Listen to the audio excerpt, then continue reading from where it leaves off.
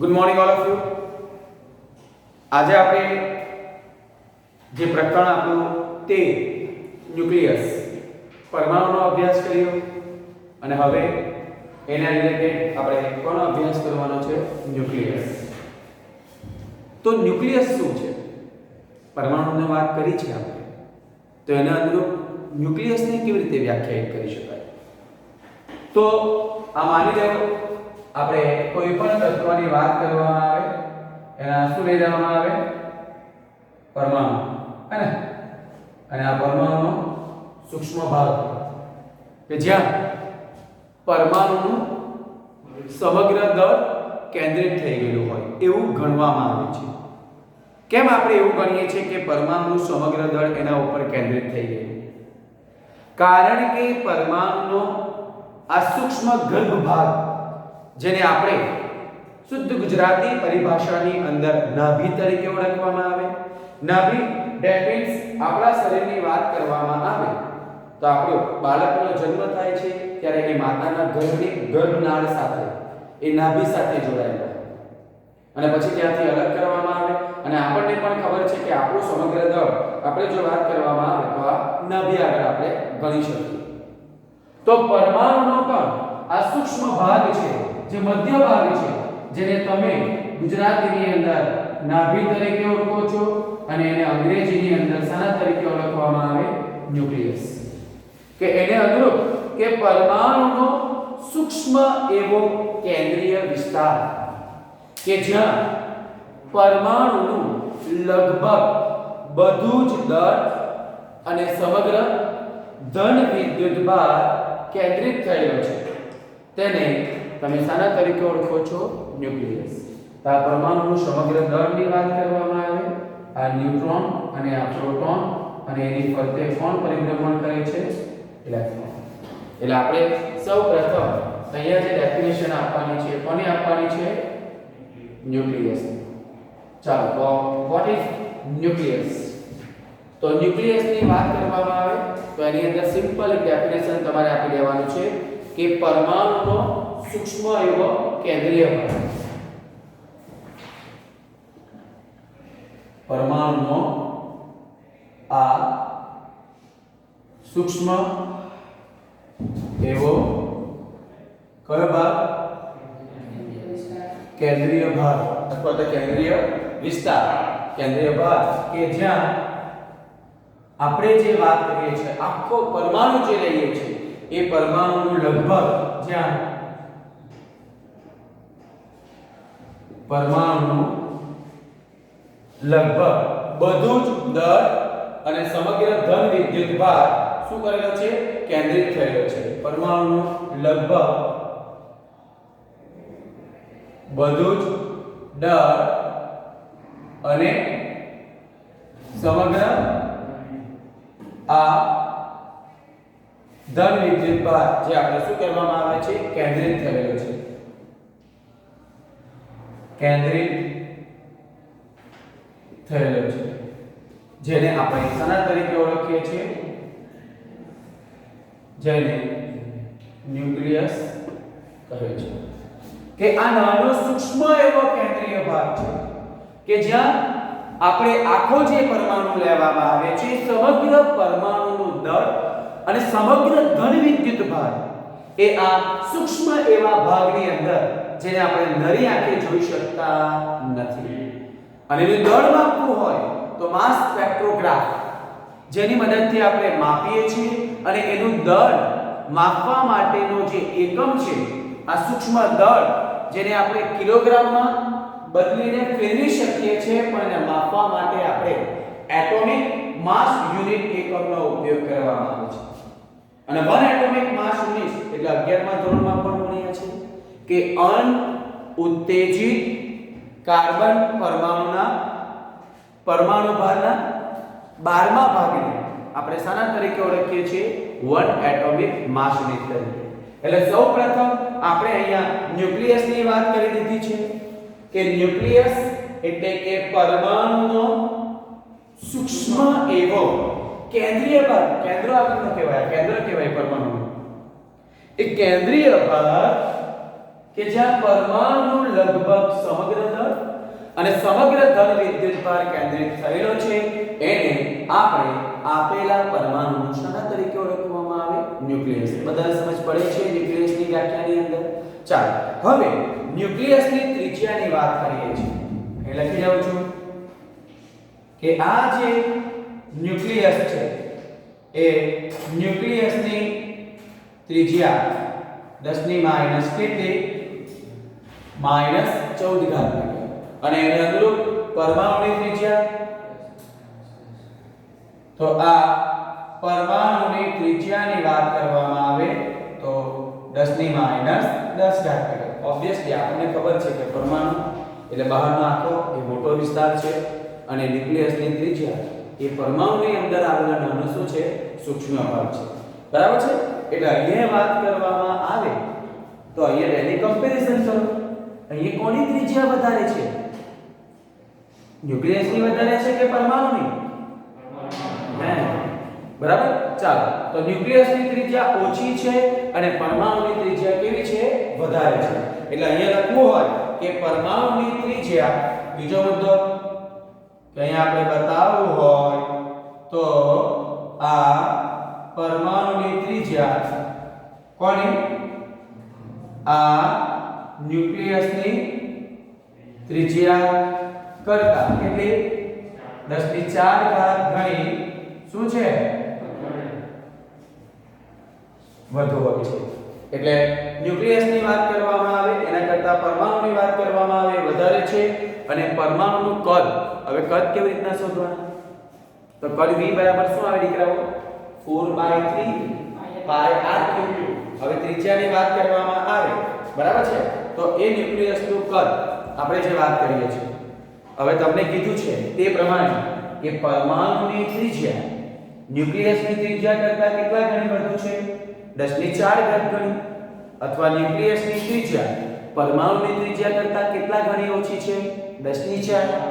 અથવા ન્યુક્લિયસની ત્રિજ્યા પરમાણુની ત્રિજ્યા કરતા 10 ની -4 ઘાત ગણી વધુ કહી શકાય. તો એની સાથે કમ્પેરિઝન કરવામાં આવે તો ન્યુક્લિયસનું કદ કોનું? આ ન્યુક્લિયસનું કદ આપણે પરમાણુના કદ કરતા, બરાબર? ન્યુક્લિયસ નાનું છે, પરમાણુ મોટો છે, પણ અહીંયા કમ્પેરિઝન કોની કરી છે મેં? ન્યુક્લિયસના કદની કોની સાથે? પરમાણુના કદની વાત કરવામાં આવે તો પરમાણુના કદ કરતા કેટલા ગણું છે? 10 ની -12 ઘાત ગણું છે. ક્યાંથી એવો સમજ પડે? -12 દીકરાઓ. તો કદની વાત કરવામાં આવે તો દીકરાઓ આપણે શું લખીએ છીએ? 4/3 pi r3. બરાબર છે દીકરાઓ? હવે આપણે કમ્પેરિઝનની વાત કરવામાં આવે તો જે તમે લેવાની હોય તમારે જે રીતે લેવું હોય, આપણે ન્યુક્લિયસની બતાવું છું ને તો આ ત્રિજ્યા ન્યુક્લિયસની લેવાની અને એના છેદમાં કોને બતાવવાનું? કોને લઈએ? પરમાણુને. તો 4/3 pi r કેન્સલ આઉટ થશે. હવે અહીંયા આપણે લખવું હોય તો શું થાય? r ના છેદમાં r ડેશ આખાનો શું થવાનું? ઘન. હવે r ની કિંમત મૂકો તો કેટલી થવાની? -14. અને આની કિંમત મૂકો તો કેટલી થવાની? -10. એનો ઘન. તો તમારી પાસે શું આવવાનું? 10 ની -4 ઘાત. હે ને? એટલે કેટલો થવાનું? 4 × 12. આવ્યું ને? તો આ તમારું ન્યુક્લિયસનું કદ છેદમાં પરમાણુની કદની કમ્પેરિઝન કરી તો ન્યુક્લિયસનું કદ પરમાણુના કદ કરતા 10 ની -12 ઘાત ગણી વધુ છે. પણ આપણને તો ખબર છે મોટું કોણ છે? પરમાણુ. એટલે એના પરથી પરમાણુ માટે કહેવું હોય તો શું કહી શકાય? પરમાણુનું કદ ન્યુક્લિયસના કદ કરતા કેટલા ગણું વધારે છે? 10 ની 12 ઘાત. ઓકે? અને લાસ્ટ મુદ્દો એની અંદર જે વાત કરવામાં આવ્યું છે કે આ જે પરમાણુ અથવા તો ન્યુક્લિયસમાં રહેલા જે આપણે પ્રોટોન ન્યુટ્રોનની વાત કરીએ છીએ, ન્યુક્લિયસની ફરતે જે ઇલેક્ટ્રોન પરિભ્રમણ કરે છે એનું દળ આપણે કયા એકમની મદદથી માપી દેવામાં આવે છે? 1 એટોમિક માસ યુનિટ. અને એના માટે આપણને વ્યાખ્યા જે આપેલી છે એ હું બતાવું એ પહેલા આટલું જોઈ લો.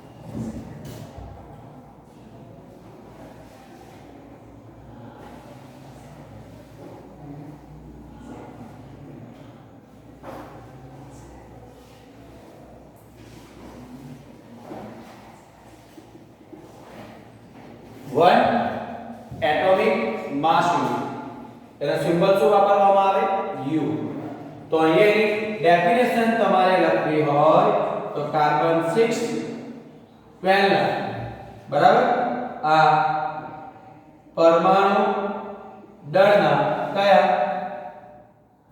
12મા ભાગને શું કહેવામાં આવે છે 1U કહેવામાં આવે છે ખબર પડે છે તો અમે કાર્બન 6 પ્રમાણભૂત તરીકે કોનો પરમાણુ લીધો છે આપણે કાર્બનનો અને કાર્બનનો જે પરમાણુ દળ છે એ પરમાણુ દળનો 12મો ભાગ લેવાનો જેને તમે શાના તરીકે ઓળખો છો 1 એટોમિક માસ યુનિટ તરીકે હું બોલું છું તેમાં સમજ પડે છે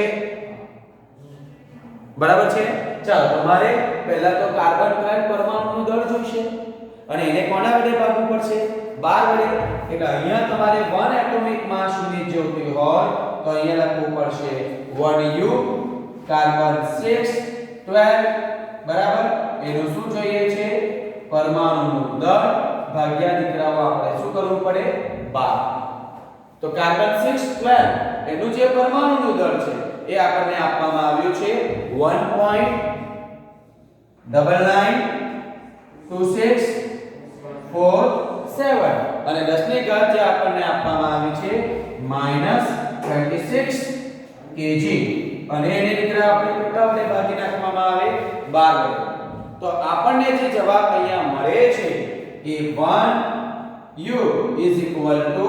1.66053 અને 10 ની માઈનસ કેટલી ઘાત કરી નાખીએ છે 27 એટલે નિયર અબાઉટ આપણે જે વાત કરવામાં આવે એ પરમાણુનું દળ જે આપણે શું લખી દઈએ છીએ એ અનુત્તેજિત કાર્બન 13 ના પરમાણુ દળનો 12મો ભાગ જેને 1U કહેવામાં આવે અથવા એ કોનો દળ છે દીકરાઓ ન્યુટ્રોન અથવા પ્રોટોનનો એટલે આપણે શું લખીએ છીએ એનું દળ 1.66 10⁻⁻27 kg otherwise 1.67 10⁻⁻27 kg અને આ પરમાણુના દળોનું ચોકસાઈભર્યું માપન માસ સ્પેક્ટ્રોમીટર વડે કરવામાં આવે છે બરાબર છે એટલે અહીંયા લખવું હોય કે આપણે આ જે પરમાણુ દળોનું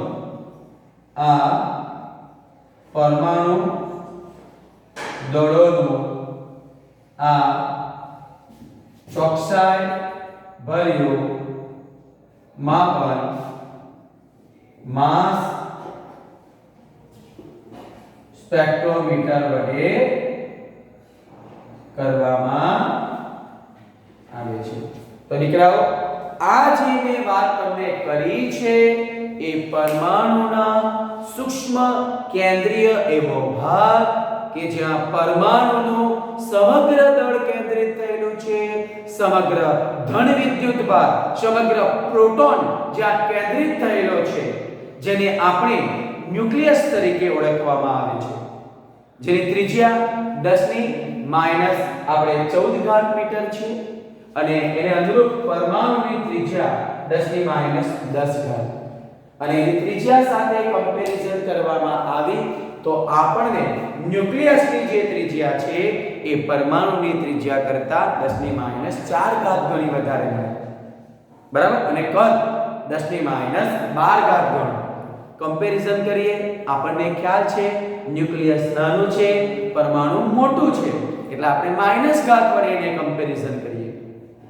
અને એનું દળ જે આપણે ન્યુક્લિયસમાં રહેલા પ્રોટોન ન્યુટ્રોન ઇલેક્ટ્રોન એનું દળ માપવું હોય તો પરમાણુનું દળનું ચોકસાઈભર્યું માપન કરવા માટે માસ સ્પેક્ટ્રોમીટર અને એના દ્વારા જે દળ આપવામાં આવે છે એ એટોમિક માસ યુનિટ એકમની અંદર, અને 1 એટોમિક માસ યુનિટ એ કાર્બન 612 પરમાણુ દળનો 12મો ભાગ, જે આપણને 1.660 કેટલો મળે છે અહીંયા 539 10 -27 kg. આટલું ન્યુક્લિયસની અંદર આવે છે. અને ત્યાર પછી આપણને તમારા રસાયણ વિજ્ઞાનની અંદર પણ આવે છે કે આ જે ન્યુક્લિયસ હોય એ ન્યુક્લિયસની અંદર રહેલા પ્રોટોન, ન્યુટ્રોન, ઇલેક્ટ્રોનની સંખ્યાને આધારે એની અંદર એના સમસ્થાનિકો કોને કહેવાય, બરાબર છે, આઇસોબાર કોને કહેવાય, આઇસોમર કોને કહેવાય, આઇસોટોન કોને કહેવાય, આઇસોટોપ્સ, આઇસોમર, આઇસોબાર, બરાબર. એ ચાર વસ્તુ ઉદાહરણ સાથે તમને મારે સમજાવવાની છે કે જેથી તમને MCQ ની અંદર કોઈ વાંધો આવે નહીં. આ બેઝિક વસ્તુ છે, MCQ માટે જરૂરી છે. જોઈ લો.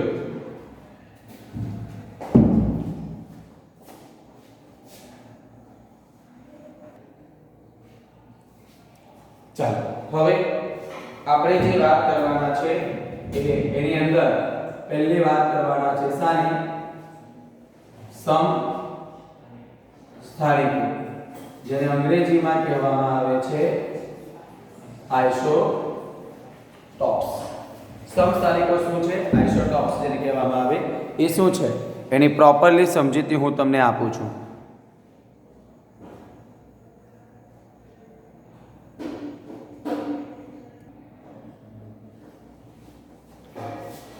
ચાલો, આઇસોટોપ સમસ્થાનિકો એટલે સ્થાન કેવા હોય? સરખા. તો એ સમસ્થાનિકો સમજીએ એ પહેલા જરા અહીં સમજી લો. આ તમારી પાસે કોઈ તત્વ કયું છે x, એને આપણે કોઈ પણ તત્વને આપણે x z એ રાસાયણિક સંજ્ઞા વડે દર્શાવવામાં આવે તો ખબર છે ને, જ્યાં x એ આપેલ તત્વનું શું હોય છે? આપેલ તત્વનું રાસાયણિક સંજ્ઞા તરીકે ઓળખવામાં આવે. z જેને આપણે આપેલ તત્વનો શું કહેવાય? પરમાણુ ક્રમાંક, અને આને પરમાણુ ભારાંક અથવા પરમાણુ દળાંક, પરમાણુ ભારાંક અથવા દળાંક, ખબર છે?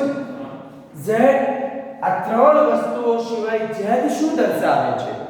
તો z એ આપેલ આવર્ત કોષ્ટકની અંદર આપણું આ જે રાસાયણિક તત્વ છે એ કયા નંબર ઉપર છે એ z દર્શાવે છે.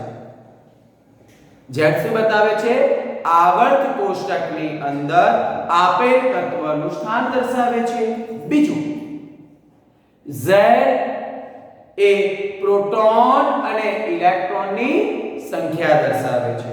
એટલે અહીંયા કેવું હોય તો આ x નામનો તત્વ જે આવર્ત કોષ્ટકમાં કયા નંબર પર છે? z નંબર પર, જેમાં પ્રોટોનની સંખ્યા કેટલી? z. ઇલેક્ટ્રોનની સંખ્યા કેટલી? z. કારણ કે આપણને ખબર છે કોઈ પણ તત્વ વિદ્યુતની દ્રષ્ટિએ કેવો છે? તટસ્થ છે. કારણ કે એમાં જેટલા પ્રોટોન હોય છે એટલા ઇલેક્ટ્રોન હોય છે. એટલે મેં કીધું છે z આવર્ત કોષ્ટકની અંદર તત્વનું સ્થાન પણ બતાવે છે, અને બીજું પ્રોટોન અને ઇલેક્ટ્રોનની સંખ્યા દર્શાવે છે. સરવાળો નહીં, જેટલા પ્રોટોન છે એટલા જ ઇલેક્ટ્રોન. ખબર પડે છે કે? અને એ શું બતાવે છે?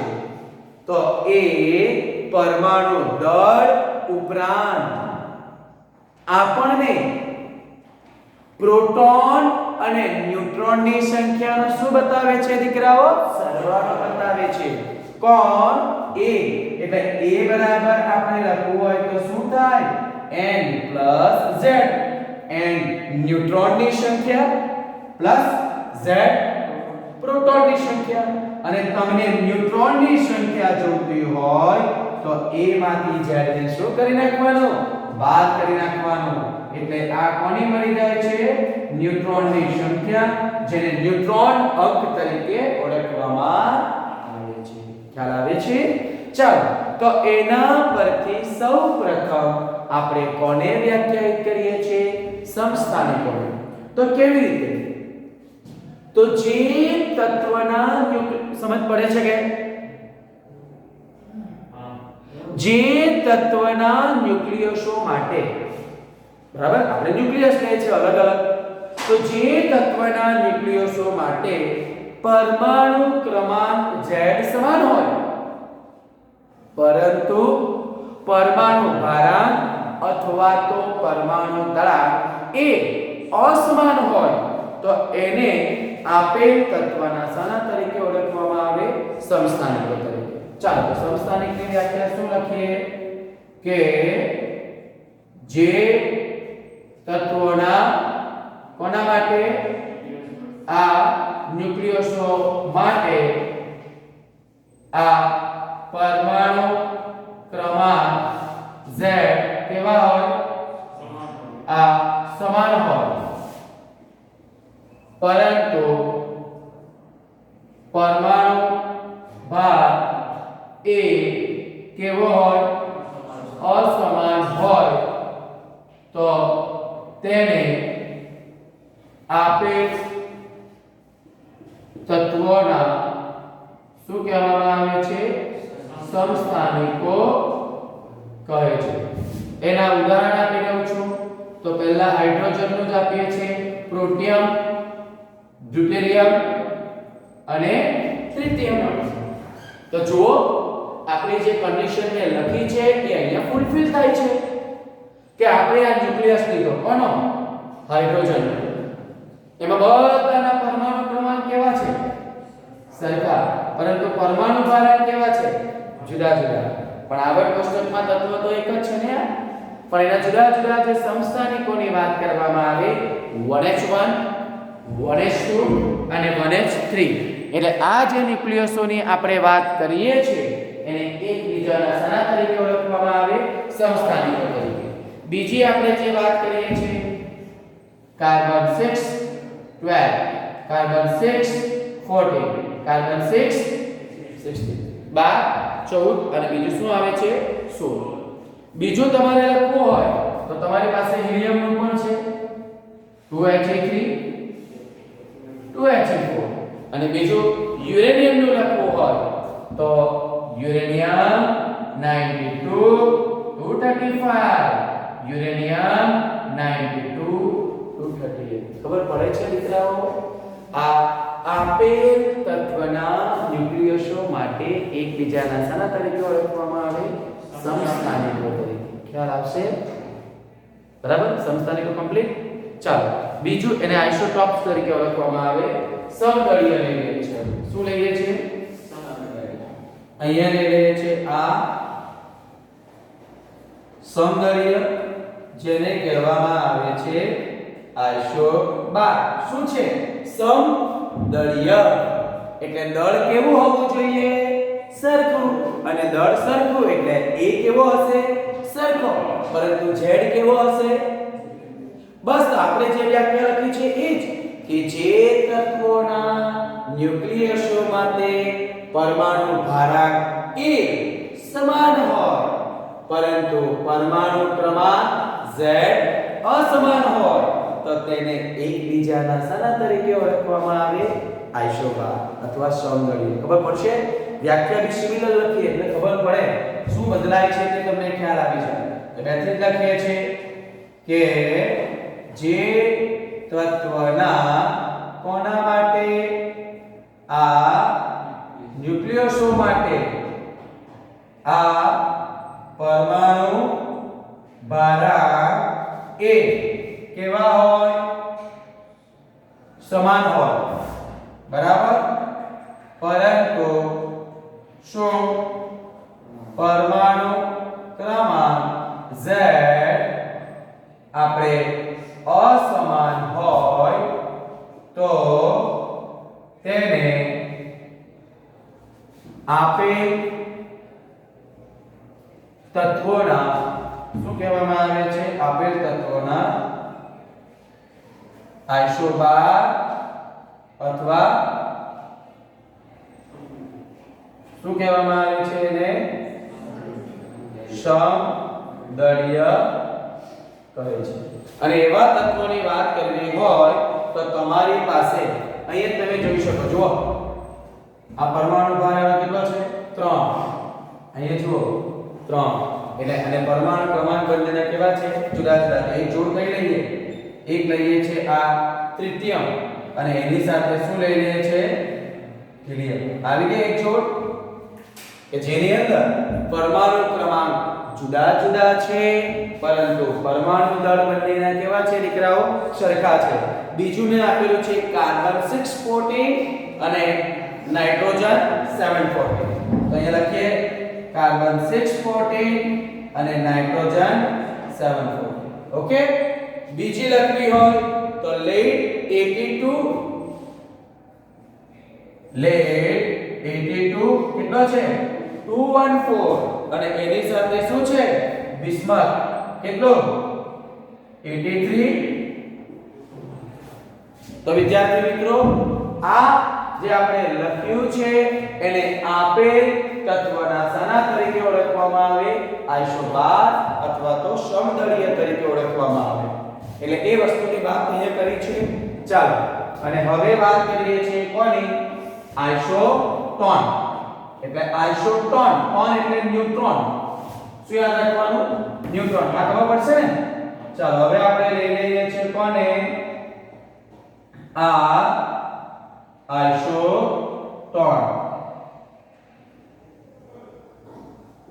બરાબર ચાલો તો આઇસોટોન ને આપણે કેવી રીતે વ્યાખ્યાયિત કરી શકીએ તો આમાં Z અને E બંને અસમાન હશે પરંતુ આઇસોટોન એટલે કોની સંખ્યા સરખી હશે ન્યુટ્રોનની એટલે એ લખેલું છે કે જે તત્વોના ન્યુક્લિયસો માટે ન્યુટ્રોનની સંખ્યા n બરાબર a z સમાન હોય તેમજ Z અને E ના મૂલ્ય કેવા હોય અસમાન તો તેને એકબીજાના શાના તરીકે ઓળખવામાં આવે છે આઇસોટોન તરીકે ઓળખવામાં આવે સમજ પડે છે ચાલો તો હવે તો તેને આપેલા તત્વોના શું કહેવામાં આવે આપેલ તત્વોના એ જે લખેલું છે તો તેને એકબીજાની નીચે લખેલું છે એટલે ખબર પડે તેને એટલે તત્વો અલગ અલગ છે ને એકબીજાના આઇસોટોન ચાલો તો એ શું લખીએ વ્યાખ્યા પહેલામાં લખી તે જ કે જે તત્વોના કોના માટે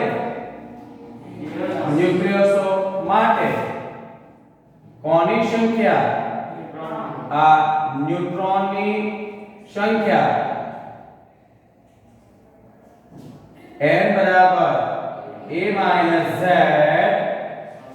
સમાન હોય પરંતુ Z અને A અસમાન હોય તો તેને એકબીજાના